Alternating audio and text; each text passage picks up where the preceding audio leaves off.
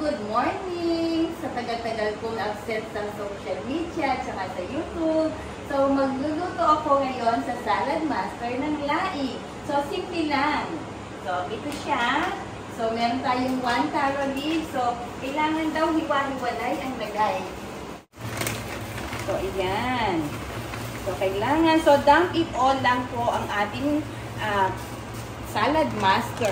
So, pagkatapos po natin, ilalagay po natin ang ating onions, garlic, ginger, and this.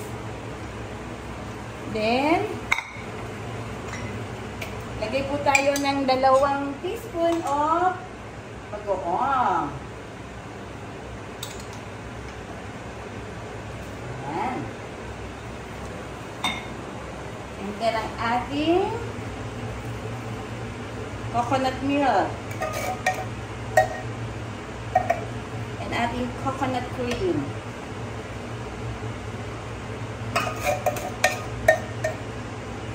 Then, we'll have at least cup water.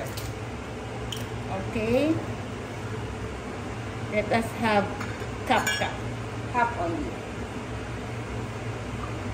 Okay. And then, we will set the temperature. So, we'll set the temperature to 150.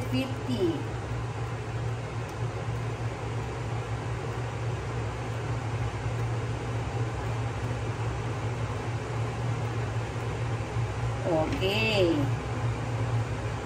Then, we cover it. And then,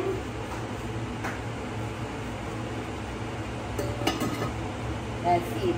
So, we will make it like when pag nag-pop up na siya, iseset natin siya sa 90 degrees and then sa 15 minutes. Then that's it. Then ilalagay natin sa after mag-pop up, saka natin ilalagay ang ating crabs kasi walang shrimp sa crab na lang.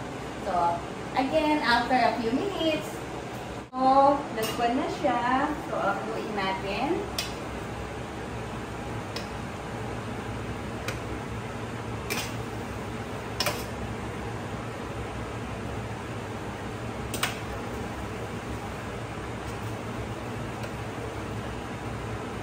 Then, i-lower natin sa ang temperature sa 90.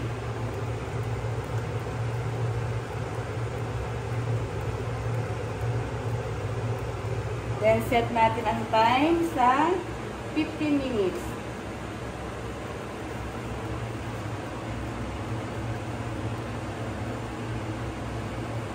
Okay. Then, ilagay na natin ang ating crabs.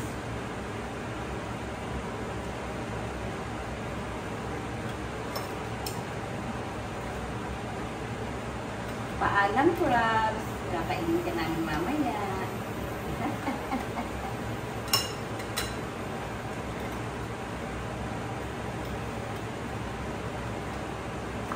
Then, that's it.